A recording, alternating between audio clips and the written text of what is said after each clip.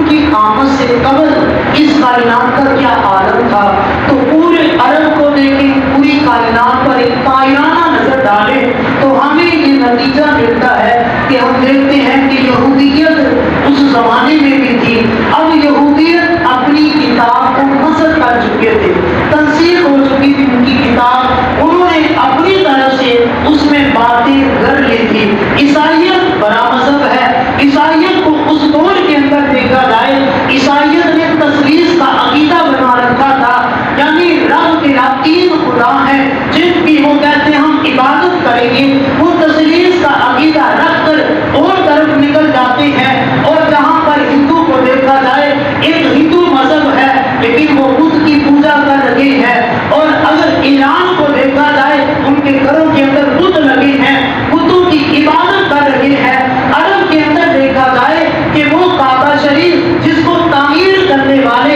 ابراہیم علیہ السلام ہیں، اور تعمیر کر کے انہوں نے بتایا تھا یہاں ایک رب کی عبادت ہوگی، لیکن وہاں پر بھی کیا ماحول ہے کہ اس کعبے کے اندر ان ظالموں نے 360 فٹ رکھ دیے ہیں۔ تو عرب کے اندر رہنے والے اپنے آپ کو کہتے تھے ہم ابراہیم علیہ السلام کی ملت پر ہیں، ہم تو ان کو ماننے والے ہیں، لیکن 360 فٹ کعبے میں رکھ کر ان کی پوجا بھی کر رہی ہے، گھروں میں بت رکھ کر پوجا کر رہی ہے۔ جسے عقل اتنی سی ملتی ہے وہ سورج کو دیکھتا ہے یہ چمکتا ہے، اس کی عبادت، کوئی چاند کو دیکھتا ہے یہ روشنی دیتا ہے، اس کی عبادت، کوئی ستاروں کو دیکھتا ہے اس کی عبادت، کوئی گائے کو دیکھتا ہے دودھ ملتا ہے اس کی عبادت۔ کائنات کا یہ ماحول بن چکا تھا، اور عرب کا یہ ماحول تھا کہ غلام اور آقا جب نکلتے ہیں سواری پر سوار ہیں، دونوں گھوڑوں پر سوار ہیں، غلام کا گھوڑا اگر سردار کے گھوڑے سے ایک قدم آگے نکل جاتا ہے تو غلام کو سزا دی جاتی ہے۔ غلام آقا کا گھوڑا ہے لیکن جو پانی پینے میں پہل کر دے اس کو سزا دی جاتی ہے۔ عرب کا ماحول ایسا ہے، اگر بغیر پوچھے آقا کے غلام جوتا دودھ سے اٹھا کر چاؤں میں رکھتا ہے پھر بھی سزا ملتی ہے۔ عرب کا ماحول ایسا ہے کہ جو بیوی ہے، شوہر دنیا سے جاتا ہے، بیوی کو جدا کر دیا جاتا ہے، اب یہاں پر رہنا ہے، اگر جہاں پر رہتے ہوئے باہر نہیں آنا، جنازہ باہر نکلنا چاہیے۔ عرب کا ماحول ہے، بیٹی پیدا ہو تو فخر کرتے ہیں ہم نے بیٹی زندہ تربور کر دی ہے، بیٹی بہن کسی کو قابل قبول نہیں ہے، ماں کا احترام نہیں ہے، باپ دنیا سے جاتا ہے، ماں کو فروخت کر دیا جاتا ہے،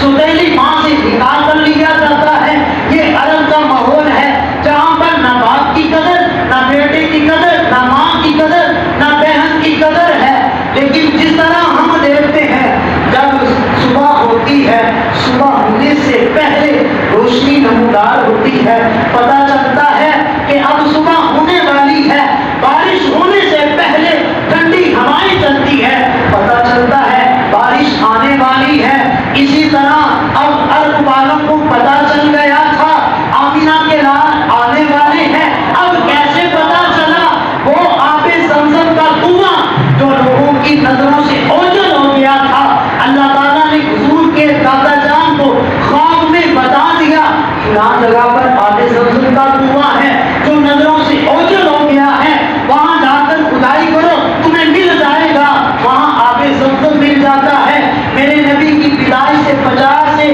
55 دن پہلے مالک کائنات کے فضل و کرم کے ساتھ جب ایک شخص آتا ہے اور کعبہ شریف کو گرانے کے لیے آتا ہے، اللہ اپنا کرم نازل فرماتا ہے اور اس ہاتھیوں کے ذریعے اس کی فوج جتنی آئی ہوتی ہے تمام کو تباہ و برباد کر دیتا ہے۔ گویا رب فرمانا چاہتا ہے اے انسانوں اب صبر کرو، اب یہ ظلمت کی رات جانے والی ہے، نور والی رات آنے والی ہے، اب یہ تاریکی جائے گی، نور ہی نور آ جائے گا۔ پھر وہ دن آتا ہے، ماہ 12 ربیع الاول ہے، پھر پیر کا دن آتا ہے، مالک کائنات کرم فرماتا ہے صبح صادق کی وقت ایک فقہ کا مسئلہ ہے، ایک صبح صادق ہوتی ہے، ایک صبح کاذب ہوتی ہے، ایک جھوٹی صبح ہے، ایک سچی صبح ہے. میرے مالک کا کرم دیکھو, میرے مالک نے حضور کو بھیجا ہے تو صبح صادق میں بھیجا ہے,